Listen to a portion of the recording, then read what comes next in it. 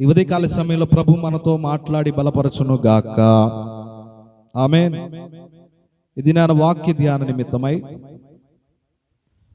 మొదటి దశలోనిలకు రాసిన పత్రిక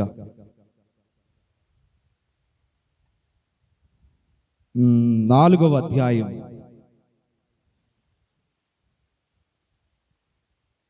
7వ వాక్యాన్ని చదువుకుందాం. పరిశుద్ధులగుటకే దేవుడు మనలను పిలిచెను గాని అపవిత్రులుగా ఉండటానికి మనలను పిలవలేదు. హల్లెలూయా. చిన్న ప్రార్థన చేసుకొని ప్రభునామమును మహిమపరచుదాం. మహాపరిశుద్ధుడు అయిన మా తండ్రి, మీ ఘనమైన శ్రేష్టమైన నామానికి వందనాలు, స్తోత్రాలు చెల్లిస్తున్నాం ప్రభువా. ఇంతవరకు పాటల్లో నీవు తోడైనందుకు వందనాలు, ఆరాధనలో మమ్మల్ని అందరినీ బలపరిచినందుకు వందనాలు. అంతేకాదు ప్రభువా, సాక్ష్యముల ద్వారా నీ నామాన్ని మహిమపరిచిన నీ బిడ్డలను బట్టి మీకు స్తోత్రాలు చెల్లిస్తున్నాను. వారి జీవితంలో మరిన్ని కార్యాలు జరిగించండి. ఈ సమయంలో నీ విలువైన శ్రేష్టమైన వాక్యమును ధ్యానించబోచుండగా వినగలిగే చెవులు, గ్రహించగలిగే మనస్సును నీవే మా అందరికీ అనుగ్రహించమని వేడుకొనుచున్నాం. నా సొంత మాటలు మాట్లాడితే ఈ సమయం అంతా వ్యర్థమైపోతుంది ప్రభువా. కనుక నీవే మా అందరితో మాట్లాడి బలపరచండి. ఆటంకములన్నీ యేసు నామమున లయమైపోను గాక. దుష్ట దురాత్మ క్రియల ఆటంకముల నజరుడైన యేసు నామమున లయపరచబడును గాక. అయినా ఈ వాక్యాన్ని విత్తబోచుండగా నీవే మా అందరితో మాట్లాడి మంచి నేల మీద పడి ఫలించినటువంటి ఫలభరితమైన పంటను మాకు అనుగ్రహించమని నజరుడైన యేసుక్రీస్తు ప్రశస్తమైన శ్రేష్టమైన ప్రార్థిస్తూ పరిశుద్ధాత్మ తండ్రి, ఈ సమయాన్ని మీ హస్తాలకు అప్పగిస్తున్నాం తండ్రి. ఆమేన్.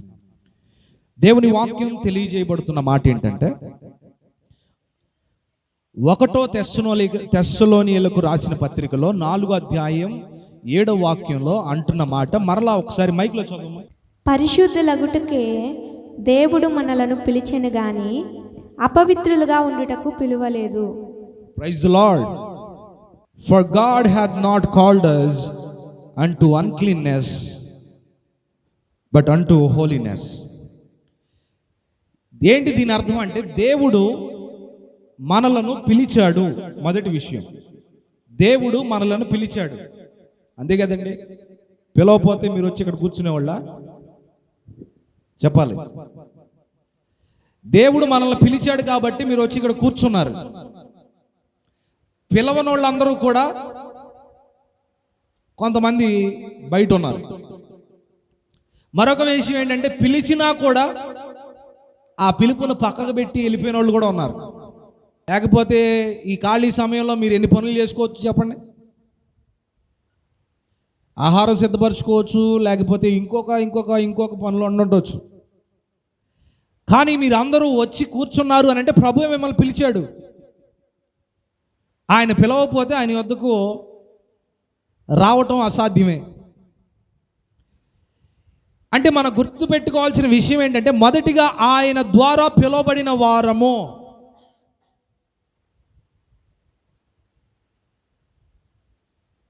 క్రైస్తవులు అనగా అర్థం ఏంటంటే, what is the meaning of Christ, what is the meaning of Christians అని అంటే, those who followed by the Jesus Christ, they called be Christians.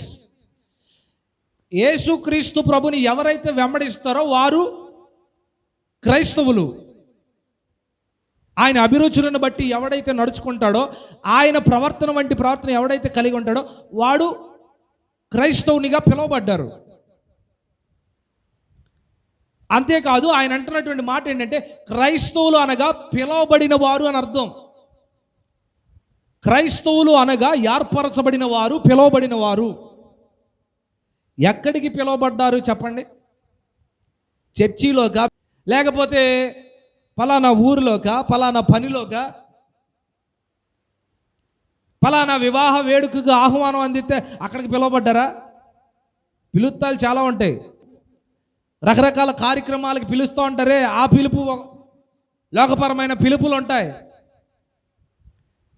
అటువంటి పిలుపు కాదంట. మీరు పిలువబడిన వారు అని అపోస్తులుడైనటువంటి పౌలు గారు, ఇంకా చెప్పాలి అని అంటే పరిశుద్ధాత్మ దేవుడు చెప్పుచున్న మాట, మీరు పిలవబడిన వాళ్ళు ఎక్కడి నుంచి పిలవబడ్డారంటే ఇంటి నుంచి కాదు, పంట నుంచి కాదు, పట్టణం నుంచి కాదు,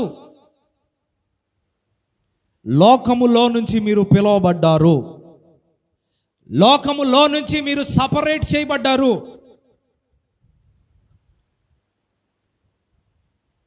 అందరూ కూడా ఒక సామెత ఉంది, గుంపులో గోంగూర అని.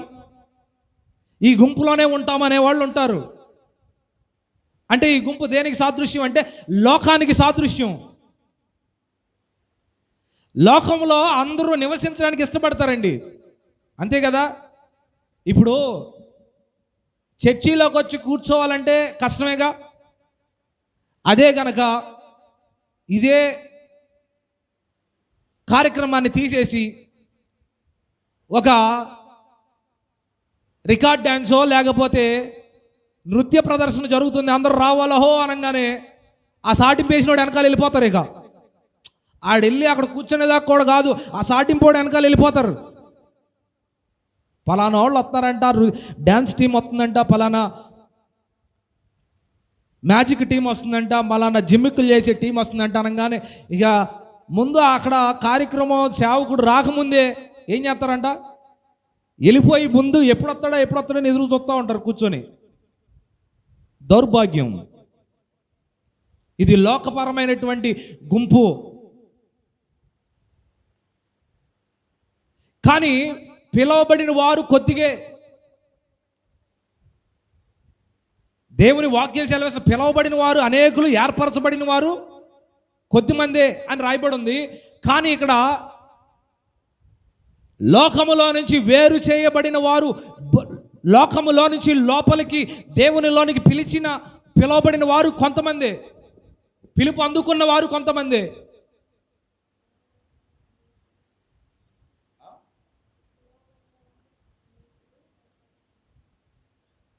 అదే చెప్తా ఉన్నా, పిలవబడిన వారు అనేకులు, కానీ ఆ పిలుపుని అందుకొని లోపలికి వచ్చిన వారు కొద్దిమందే.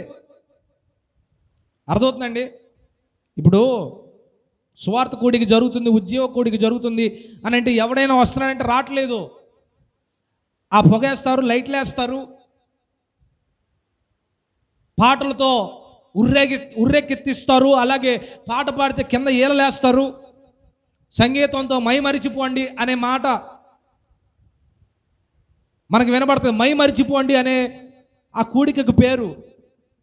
దేనిలో మై మరిచిపోవాలి? దేవునిలో కాదు, సంగీతంలో మై మరిచిపోండి. అర్థమైందండి. సంగీతం వాయిస్తూ ఉంటే ఆ సంగీతానికి ఆ స్టేజ్ మీద డ్యాన్సులు వేసి హడావుడి చేసేదానికి, అలాగే విపరీతమైనటువంటి సంగీతాలతో ఉర్రెక్కెత్తిస్తూ ఉన్నారు ఈ మధ్యకాలంలో. సువార్త ఉజ్జీవ కూడికలకు, రక్షణ కూడికలకు ఎవరు రావట్లేదు.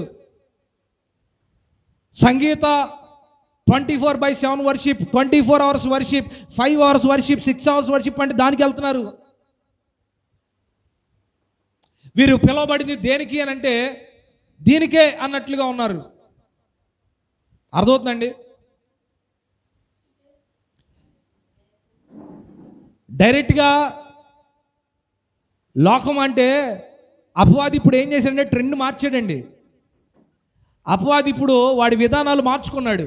ఏంటంటే డైరెక్ట్గా వెళ్ళి దొంగతనం చేయడం, మోసం చేయడం, అబద్ధాలు ఆడటం, లేకపోతే సంఘాన్ని దారి తప్పించడం, ఇట్లాంటి ఆలోచనలన్నీ కూడా అది పాతగా అయిపోయినాయి. ఇప్పుడు అప్డేట్ అయిపోయింది సాతాను కూడా. అర్థమవుతుందండి. ప్రతిదీ కూడా అప్డేట్ అయిపోతుంది. అప్డేట్ అయిపోయి ఏం చేస్తున్నారంటే సాతానుగాడు మార్చిన తీరేంటో తెలుసా? ఇప్పుడు బయట లోకం కనపరచడం కాదు, లోకపరమైనటువంటి అక్రమ సంబంధాలు లేకపోతే లోక సంబంధమైనటువంటి పాపంలో పడిపోవడం, ఇలాగ మనుషులను పడేయటం మానేసి ఇప్పుడు ఏం చేస్తున్నాడు తెలుసా?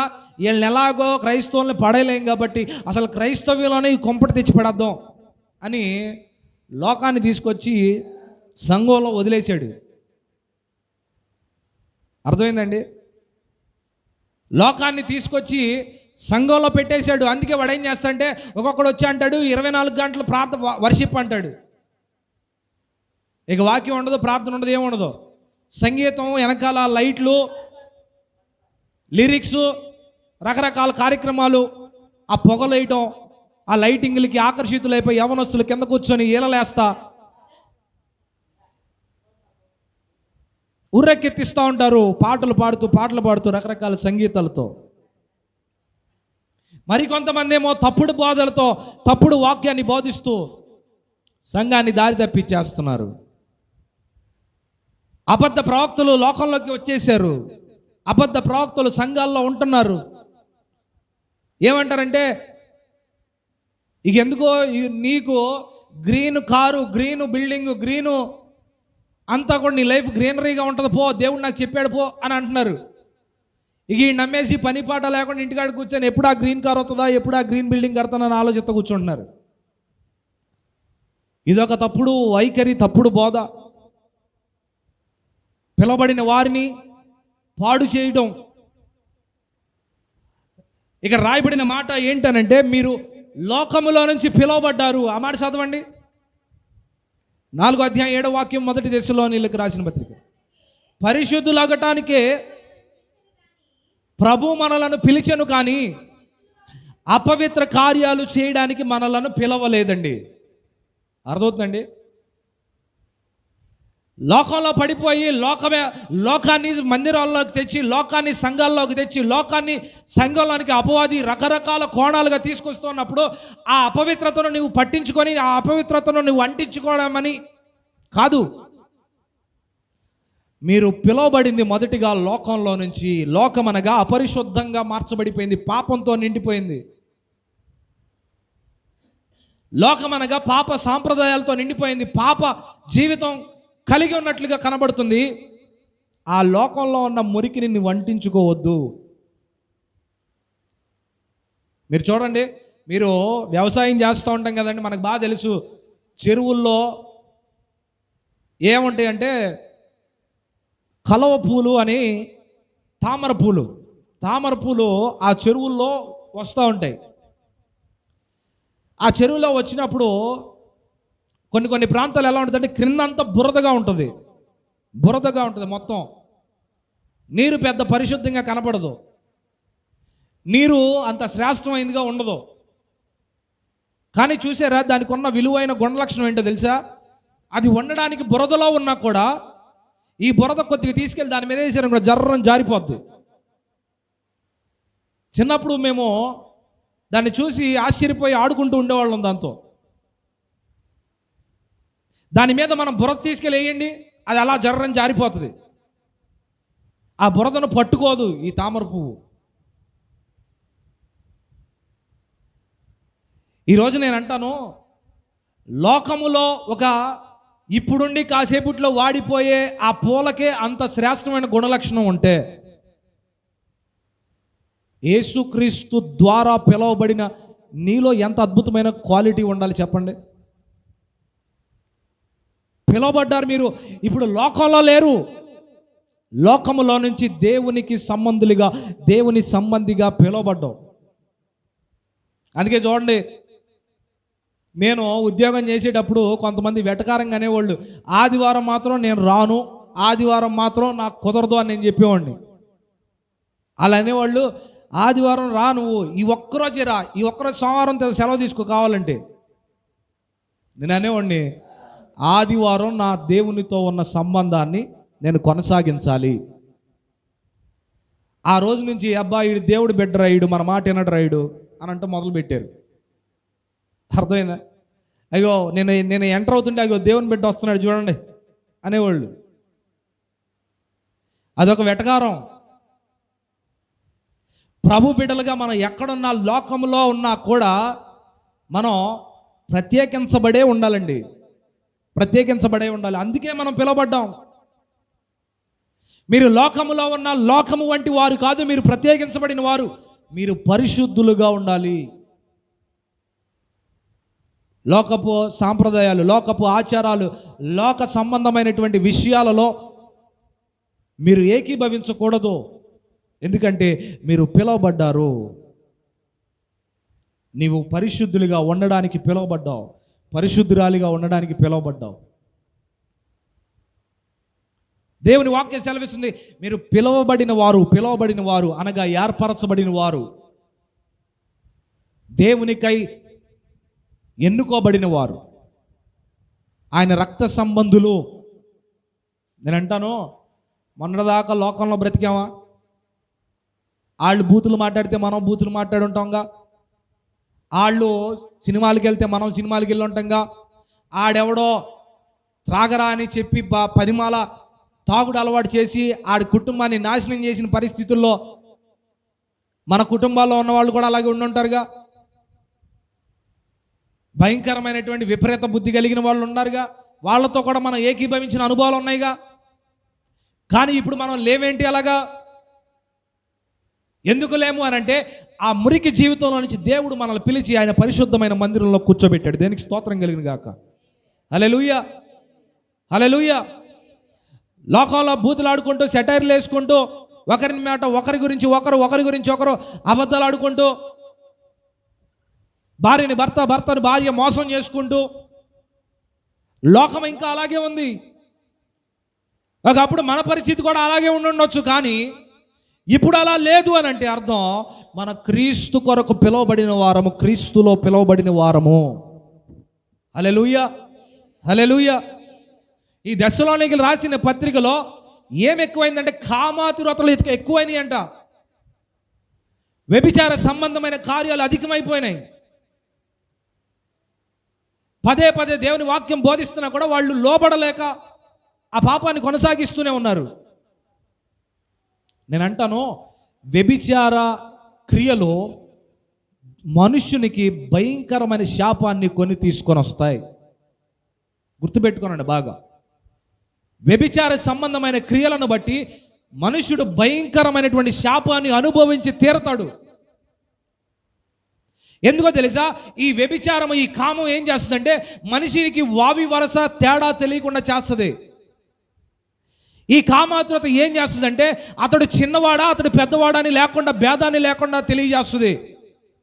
వారి కళ్ళను మూసేస్తుంది. ఈ కామం వారిలో ఏం చేస్తుందంటే వారి జీవితాన్ని, నేను ఏం చేస్తున్నాను, నా కుటుంబానికి ద్రోహం చేస్తున్నాననే సందర్భాన్ని కూడా నీ ఎదుటకు తీసుకురాకుండా నీ కళ్ళను మూసేస్తుంది. ఈ కామం ఏం చేస్తుందంటే నీ బిడ్డల భవిష్యత్తును పణంగా పెట్టి నీ కోరికను తీర్చుకోమని చెప్తుంది. ఈ కామం ఏం చేస్తుందంటే సమాజంలో ఉన్న నీ విలువను మట్టి కరిపించేస్తుంది. ఇవన్నీ ఎలా పోయినా పర్లేదో, నువ్వు నీ కామాన్ని మొదటిగా తీర్చుకుని రాపో అని ఈ కామం నడిపిస్తుందంట, అపరిశుద్ధతకు నడిపిస్తుందంట. అంతే కదండి. ఆ మధ్యకాలంలో ఒక వీడియో చూశాను నేను. తల్లికి వివాహం అయిపోయింది. ఆ తల్లికి ఆ చేసుకున్నటువంటి ఆ పురుషుడు, ఆ యవనస్తురాలి యొక్క పురుషుడు చేసుకున్న సంవత్సరానికి వదిలి వెళ్ళిపోయాడు. సంవత్సరానికి 2 సంవత్సరాలకు వెళ్ళిపోయాడు. వారిద్దరి మధ్య ఏం భేదాలు వచ్చినాయో తెలియదు, వదిలేసి వెళ్ళిపోయాడు. అయితే ఒక చిన్న బాలుడు, మహా అయితే 6 నెలలో 7 నెలలో 1 సంవత్సరం లోపు ఉంటాడండి ఆ బాబు. ఆ యవనస్తురాలికి ఒక బాబు పుట్టాడు ఆ భర్త ద్వారా. పుట్టిన తర్వాత కొన్నాళ్ళు అలాగే ఆ బాబుతో గడుపుతో సమాజంలో ముందుకు వెళ్తూ ఉంది. ఈలోపు ఒక పనికి మాలినోడు ఒకడు వచ్చి చూశాడు ఆమెని. నాకు ఎలాగో నీ మీద ప్రేమ కలుగుతుంది కాబట్టి మన ఇద్దరం వివాహం చేసుకుందాం అంటున్నాడు. ఆల్రెడీ వీడికి వివాహం అయింది. అర్థమవుతుందండి? వీడికి వివాహం అయింది. మరలా ఒక వివాహ సంబంధులైనటువంటి ఆ యవనస్తురాల్ని నేను పెళ్ళాడుతా నిన్నానని మాట్లాడాడండి. ఏమంటే నిజంగా ఒకవేళ ఇతనికి నిజంగా కుటుంబం లేకపోతే ఏదోలే వివాహం చేసుకుంటున్నాడు అనుకోవచ్చు. నిజమైన ప్రేమ కలిగి చేసుకుంటే తప్పులేదు. కానీ తన భార్యను ఉంచుకున్నాడు. తన బిడ్డలు, ఇంకా 2 బిడ్డలు ఉన్నారు. వారందరినీ కాక ఆవిడలో లేనిది ఈ వీడిలో చూశాడు. కోరికను తీర్చుకోవడానికి నేను వివాహం ఆడతాను అన్నాడు. ఆవిడ అంటది, అలా వచ్చినప్పుడల్లా లేదు, ఇదిగో నాకు బాబు ఉన్నాడు. మళ్ళా 2వ 3వ రోజుకి మళ్ళీ వచ్చి, ఇదిగో మరలా మనం ఎప్పుడు పెళ్లి చేసుకుందాం, లేదు నాకు బాబున్నాడు, సమాజం నవ్వుతుంది, ఊరంతా నవ్వుకుంటారు, నా భర్తకు విడాకులు అవ్వలేదు, ఇలా చెప్తూనే ఉంది. పలుమార్లు వచ్చాడు, చెప్తాను, పలుమార్లు వచ్చాడు. అప్పుడు అనుకున్నాడు, ఒక నిర్ణయానికి వచ్చేసాడు. ఏంటో తెలుసా, ఎలాగా నేను ఈవిడతో ఆ పాపం చేయడానికి ఆటంకంగా ఈ 6 నెలల సంవత్సరం పిల్లోడు ఉన్నాడు కదా, అసలు ఈడే లేకపోతే నాకు లైన్ క్లియర్ అయిపోయిందిగా అనుకున్నాడు. ఏం చేశాడు తెలుసా అండి, ఒకసారి ఇటు బాబుని భలే బాగున్నాడు, క్యూట్గా ఉన్నాడు, ఎత్తుకుంటానని చెప్పి అతన్ని ఎత్తుకొని, నాన్న నీకు చాక్లెట్లు కొనిపిస్తాను, నువ్వు ఉండి ఇక్కడే ఉండని ఆ తల్లిని అక్కడ పెట్టి చాక్లెట్లు కొనిస్తానని తీసుకొచ్చాడు. బయటికి తీసుకొచ్చండి, ఎంత దారుణంగా క్రూరంగా నేలకేసి నడి రోడ్డు మీద బాదుతూనే ఉన్నాడండి. ఇట్లా ఎత్తి నేలకేసి కొడుతున్నాడు, మళ్ళా ఎత్తి నేలకేసి కొడుతున్నాడు, మళ్ళా ఎత్తి నేలకేసి కొడుతున్నాడు. ఆ అపంశోపం తెలియని ఆ పసిబాలుడు యొక్క పరిస్థితి ఎంత భయంకరంగా మారిపోయిందండి. ఆ వీడియోని చూసండి, కనీసం 4-5 రోజులు నేను నా మనసు కుదుట పడలేదు. ఆ పసిబాలుడు అన్యం పుణ్యం తెలియని పసిబాలుడు అండి. కొనిస్తాను నాన్న అని తీసుకెళ్ళి ఆ క్రూరుడు, ఆ క్రూరమైన క్రామ మృగంగా మారిపోయి ఆ చిన్న పసిబాలుడిని నేలకేసి కొట్టి ఒక్క దెబ్బలోనే చనిపోయాడు. కానీ ఎక్కడైనా మళ్ళీ బ్రతుకుతాడేమోనని పదే బండకి పలుమార్లు కొట్టగా ప్రాణాన్ని విడిచేసాడండి. నేను అంటాను, కామం మనిషికి కండ్లను మూసేస్తుంది. తన కోరికను తీర్చుకోవడానికి ఏదైనా పర్లేదు, ఏ మనిషినైనా నువ్వు దారుణంగా చంపే నీ కామాన్ని తీర్చుకో అని ఈ అపవిత్రమైన కార్యం కామం అనే ఆత్మ ప్రభావితం చేస్తుంది. ఈ దశలోనికి రాసిన పత్రికలో కామాతృత అధికమైపోయింది. ఆ విషయాన్ని మాట్లాడుతూ చెబుతున్న మాట, మీరు పిలవబడిన వారురా, లోకంలో పనికి మాలిన వారిలాగా మీరు బ్రతకడానికి వీల్లేదు. పరిశుద్ధులై బ్రతకండి. మీ పిలుపుని మర్చిపోయారా? ఆయన రక్తముతో కడిగి నిబంధన చేసుకున్న ఆ నిబంధనను మర్చిపోయారా? పరిశుద్ధాత్మ దేవుడు వాళ్ళతో మాట్లాడుతున్న మాట, కామం కళ్ళు కప్పేస్తుంది, మనిషిని కళ్ళు కప్పేస్తుంది. చూడండి, మీరు వార్తల్లో మీరు వింటానే ఉంటారు, ఈ సంవత్సరంలోనే సుమారు 800 మంది భర్తలు హతమార్చబడ్డారంట భార్యల ద్వారా. దేశవ్యాప్తంగా, మన భారతదేశంలోనే దరిద్రం. ఒక స్త్రీ వల్ల అక్రమ సంబంధాలు కలిగి ఉదయం లేచి సాయంత్రం దాకా కష్టపడి తన బిడ్డల కోసం రెక్కలు మొక్కలు చేసుకొని రక్తాన్ని చెమటగా మార్చుకొని బిడ్డల ప్రయోజనం కొరకు అతడు రోడ్డు మీద కష్టపడుతుంటే, ఇంటి దగ్గర ఉన్న ఈ పనికి మాలిన స్త్రీలు ఏం చేస్తున్నారు తెలుసా? ఎవడనో తీసుకొచ్చి తమ దేహాలను అపవిత్రపరుచుకుంటున్నారు, తమ దేహాలను కుళ్ళు పెట్టుకుంటున్నారు, తమ దేహాలను పాడు చేసుకుంటున్నారండి. పరిశుద్ధాత్మ దేవుడు రగిలిపోతున్నాడు, ఆత్మలో రగిలిపోతున్నాడు. ఈ పనికి మాలిన జీవితం ఎలాగో కొనసాగించారు. కానీ కష్టపడి అన్యం పుణ్యం తెలియని భర్తలను చంపేస్తున్నారండి ఈ మధ్య. ఈ దెస్సలోనియలో ఉన్న కామ ఆత్మ ప్రపంచమంతా ఈరోజు సంచరిస్తూ ఉంది. ప్రతి గ్రామంలో సంచరిస్తుంది, ప్రతి పట్టణంలో సంచరిస్తుంది, ప్రతి రాష్ట్రంలో సంచరిస్తుంది, ప్రతి దేశంలో సంచరిస్తుంది. మన దేశంలోనే ఈ సంవత్సరంలోనే 850కి పైగా ఈ వ్యభిచార సంబంధమైన కార్యాల వలన బిడ్డలను చంపిన వాళ్ళు, భర్తలను చంపిన వాళ్ళు అధికంగా ఉన్నారు, భార్యలను చంపిన వాళ్ళు ఉన్నారు. నేను అంటాను, ఒక భారతదేశంలోనే ఉండుంటే మరి ప్రపంచవ్యాప్తంగా ఎన్ని ప్రాణాలు బలిగా మారిపోతున్నాయి, ఎన్ని ప్రాణాలు అస్తవ్యస్తం అయిపోతున్నాయి, ఎంతమంది పసిబిడ్డలు అన్యాయం అయిపోతున్నారు, ఎంతమంది పసిబిడ్డలు చెత్త కుప్పల్లో పడేయబడుతున్నారు, ఎంతమంది అప్పుడే పుట్టిన బార్న్ బేబీస్ ఆ చెత్త కుప్పల్లో నడి రోడ్ల మీద ముళ్ళ కంచుల్లో పడేయబడుతున్నారు. నేను అంటాను, ఈరోజు అదే కామ దురాత్మ, దుష్టాత్మ మనుషులను పట్టి పీడిస్తూ ఉంది. అందుకే వారి కోర్కెలను తీర్చుకోవడానికి ఎంతటి దారుణానికైనా ఒడిగడుతున్నారు. దీని అర్థం కామాతురత అనే దురాత్మ. ఈ దురాత్మ ఈ లోకమంతా సంచరిస్తుంది కనుక ఈ లోకంలో మీరు పడిపోయి అదే ఆత్మను మీరు ధరించుకోకూడదు. మీరు లోపలికి పిలువబడాలి, మీరు లోపలికి రావాలి, మందిరంలోకి రావాలి, దేవుని సన్నిధిలోనికి రావాలి, దేవుని దగ్గరికి రావాలి, పరిశుద్ధతకు రావాలి, ఆత్మ సంబంధులకు సమీపులుగా నీవు మార్చబడాలి. అప్పుడే ఈ దురాత్మను జయించగలుగుతాం. కొంతమంది రక్షణ బాప్తీసం పొందామండి చాలు అనుకుంటున్నారండి. రక్షణ బాప్తీసం నిన్న పొందాము, మునిగాము, లేచాము, బల్లలో పాలిపంపులు పొందుతున్నాం, ప్రసాదం తీసుకుంటున్నట్టుగా కళ్ళకద్దుకొని రొట్టె బల్ల తీసుకుంటున్నాం. మరి బయటికి వెళ్ళి మరలా కామయస్సులు పోవు వారిలో, మరలా అపవిత్ర కార్యాలు పోవు వారి జీవితంలో. చూపు ద్వారా, క్రియల ద్వారా ఆ భావన వారిలో నశించిపోదు, అలాగే ఉంటుంది. ఆ పసిబాలుడును నేలకేసి కొట్టిన వ్యక్తి ఇప్పుడు మరణించాడు, మరణానికి అప్పగించబడ్డాడు. ఈ లోకంలో తీర్పు పొందాడు. నేను అంటాను, ఇటువంటి కార్యాలకు ఒడిగొట్టిన వాళ్ళని ఈ లోకంలోనూ దేవుడు ఖండిస్తాడు. ఈ లోకంలో ఆ శాపాన్ని అనుభవించిపోతారు. ఒకవేళ అనుభవించకపోయినా కూడా నిశ్చయంగా నా దేవుడు ఆ నిత్య నరకాగ్నిలో ఆ శాపాన్ని వారు పొందుకుంటారు. దేవునికి స్తోత్రం కలిగిన గాక. హల్లెలూయా. మోసపోకుడి, దేవుడు వెక్కిరించబడడు.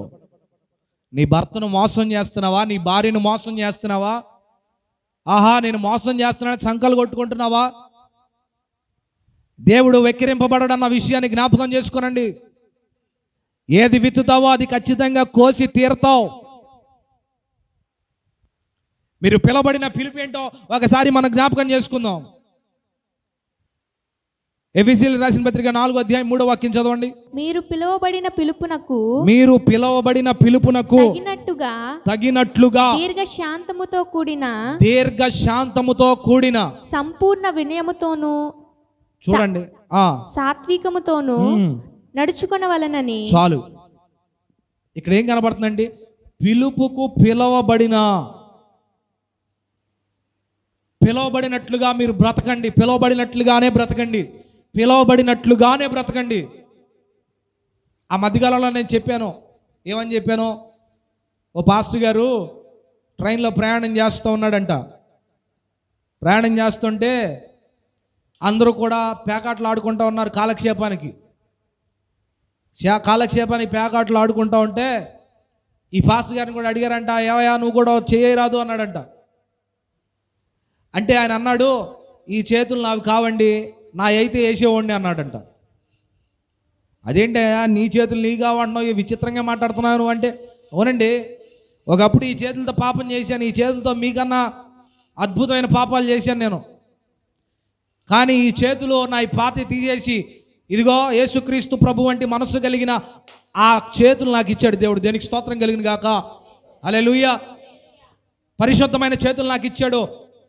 అసలు నా హస్తాలైతే అపరిశుద్ధం, కానీ ఇప్పుడు పరిశుద్ధమైన చేతులు నాకు ఇచ్చాడు.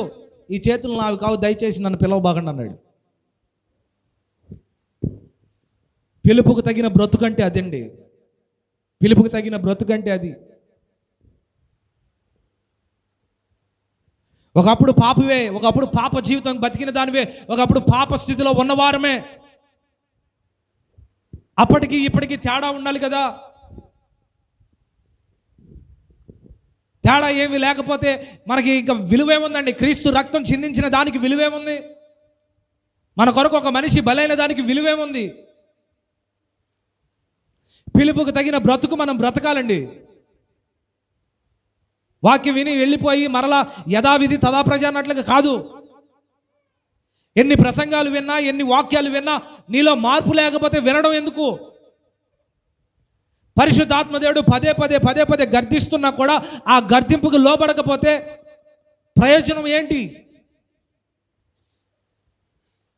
కామ కోరికలను జయించలేని పరిస్థితిలో ఉంటే ప్రభు సహాయం చేస్తాడు. అడుగు.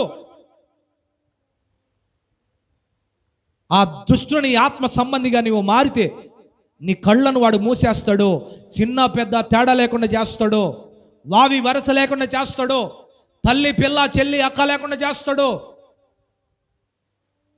అపరిశుద్ధమైన కార్యానికి నిన్ను నాయకుడిగా మారుస్తాడు.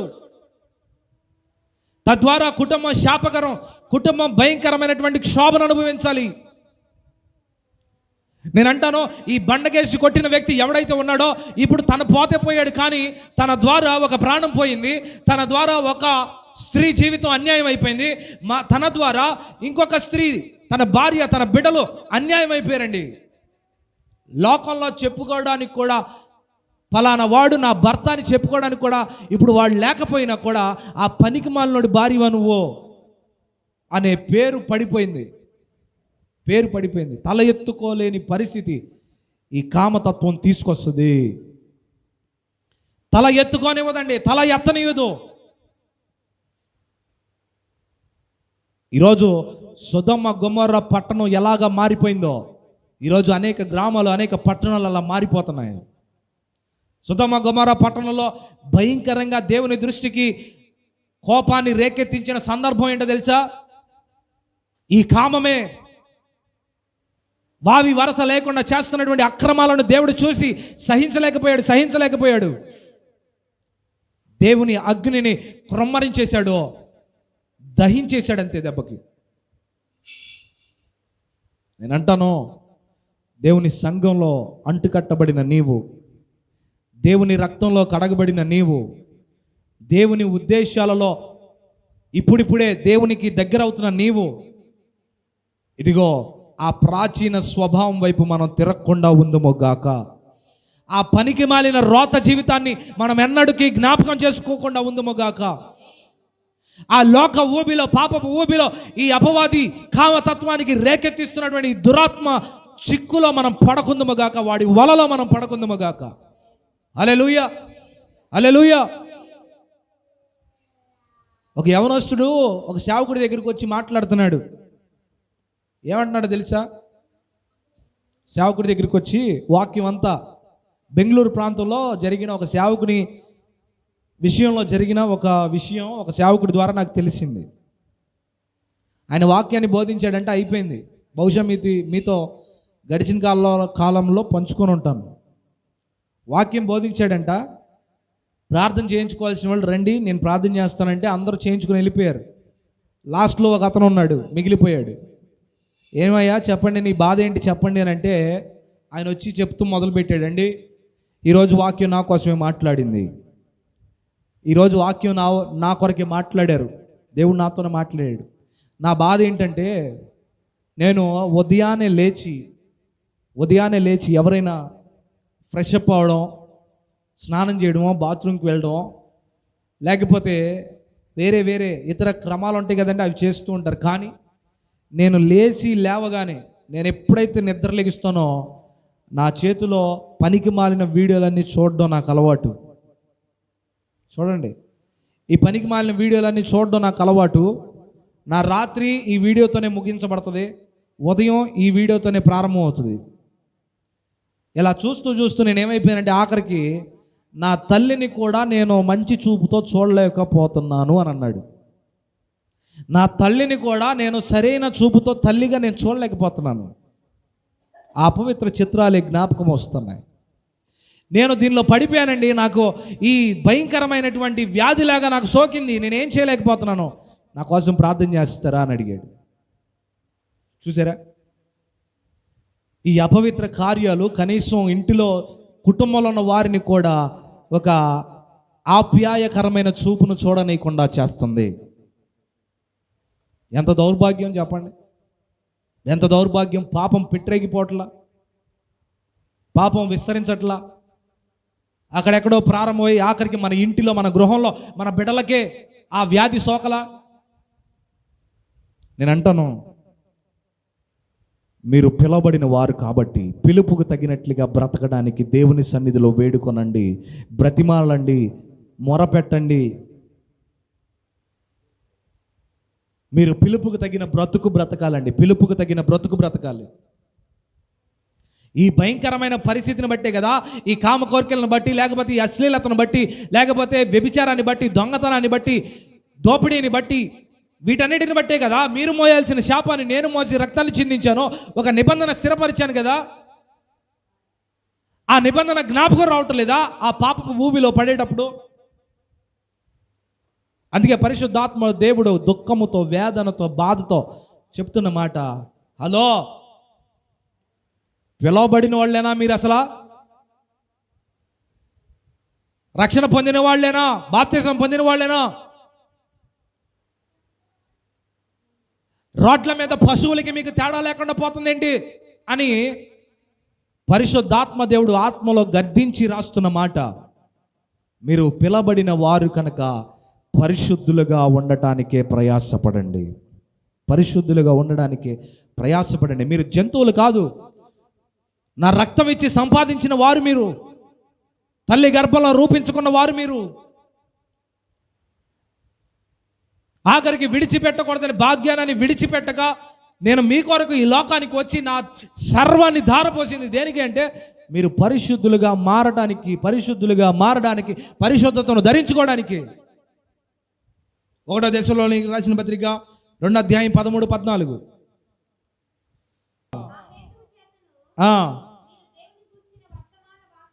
మీరు దేవుని గూర్చిన వర్తమాన వాక్యమును మా వలన అంగీకరించబడినప్పుడు, మనుషుల వాక్యం, మేము మనుషులు మాట్లాడతామని ఎంచుకోబాకండి, అది నిజంగా దేవుడే మాట్లాడినట్లుగా దేవుని వాక్యమని దానిని మీరు అంగీకరించితిరి గనుక మేమును మానక దేవునికి కృతజ్ఞతాస్తుతులు చెల్లిస్తున్నాం. దేనికి స్తోత్రం కలిగిన గాక. హల్లెలూయా, హల్లెలూయా. ఆయన అంటున్నటువంటి మాట, దీని అర్థం ఏంటంటే మేము ఏదైతే వాక్యాన్ని చెబుతున్నామో మనుషులు చెప్పుతున్నట్లుగా మీరు భావించొద్దు. ఇక్కడ నిలబడి సేవకుడు వాక్యాన్ని బోధిస్తుంటే ఫలానా సేవకుడు మాట్లాడుతున్నట్లుగా భావించొద్దు. దేవుని వాక్యమే నాతో మాట్లాడింది అని భావించండి అని పరిశుద్ధాత్మ పూర్ణుడైనటువంటి తన దాసులు దేవుని వాక్యాన్ని ప్రకటిస్తున్నారు. ఇక్కడ నిలబడి మాట్లాడే వానిలో ఏమీ లేదండి. ఒకవేళ నిన్ను గుచ్చే మాట వస్తుందంటే, నిన్ను నొప్పించే మాట వస్తుందంటే అది దేవుడే మాట్లాడి నిన్ను సరిచేయాలనుకుంటున్నాడని మీరు ఆ వాక్యాన్ని అంగీకరించాలి. నోటికొచ్చింది చెప్పి ఇక్కడి నుంచి వెళ్ళిపోవడానికి రావట్లేదు మేము. దేవుడు ప్రేరేపించిన మాట, ప్రతి మాట స్పష్టంగా మీకు తెలియజేస్తున్నది. మనుషులు చెప్పుతున్నట్లుగా కాదు, దేవుడే నీతో మాట్లాడుతున్నట్టుగా లోబడాలి.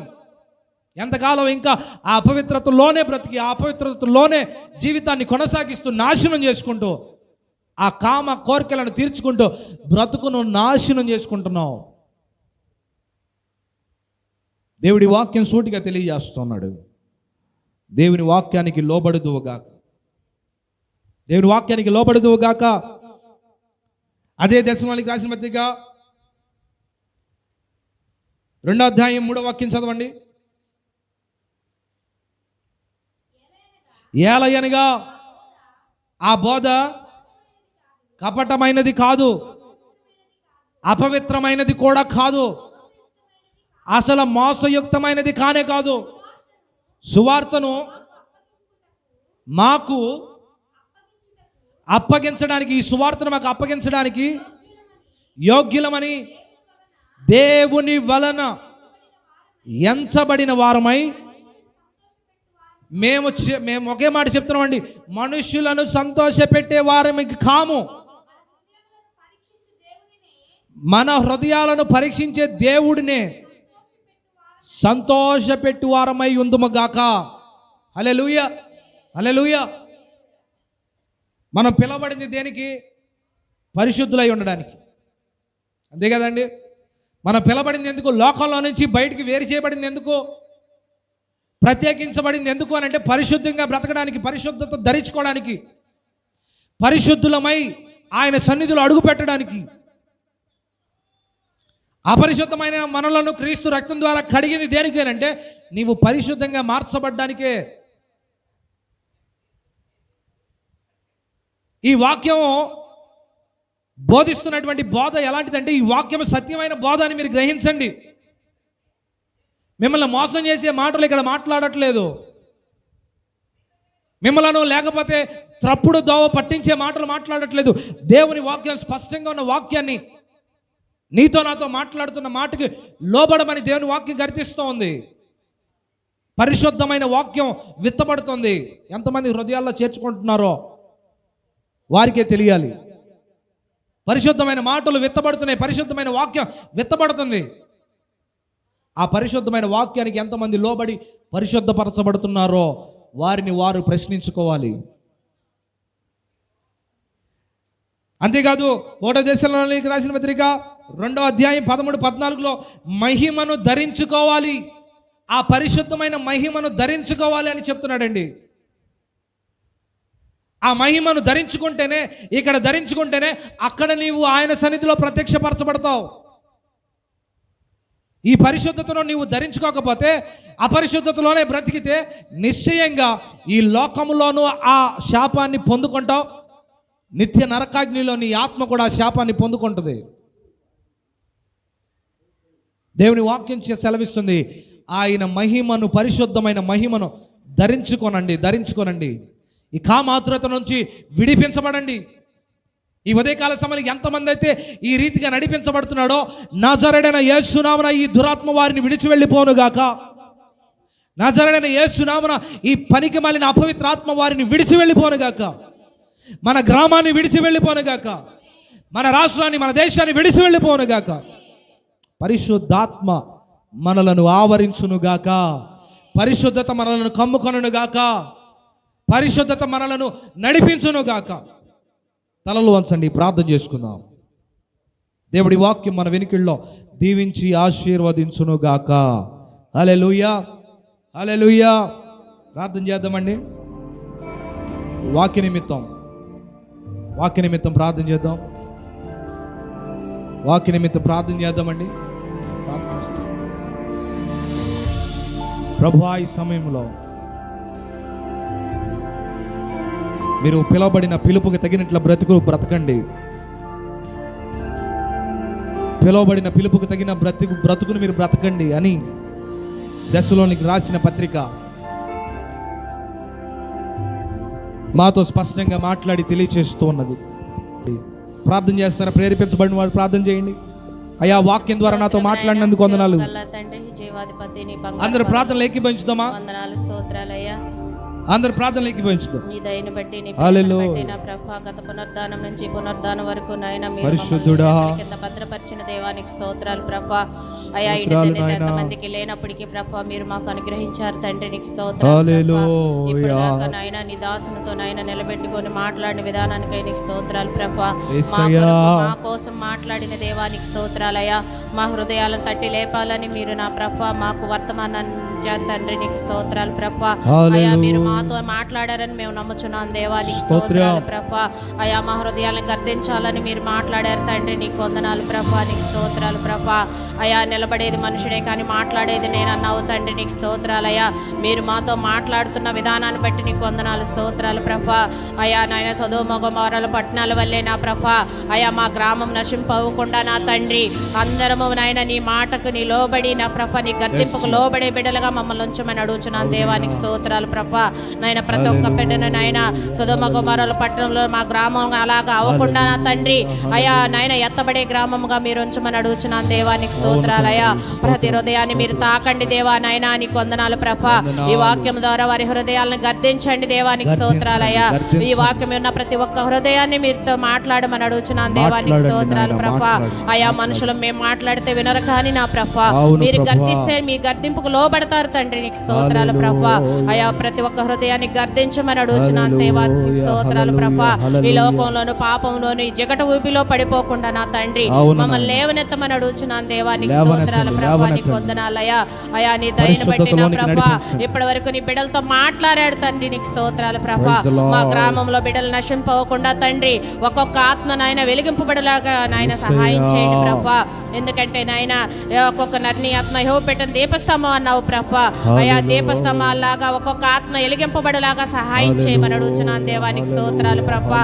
అయ్యా ఈ వర్తమానం నాయన మా గ్రామంలో ఎందుకు వినిపింపబడిందో నా తండ్రి, మీరు ఎందుకు మాట్లాడారో తండ్రి అయ్యా మీకు మాత్రమే తెలిసిన ప్రభా. ఒక్కొక్క హృదయంతో మీరు మాట్లాడమని అడుగుచున్నాను తండ్రి, నీకు స్తోత్రాలు ప్రభా.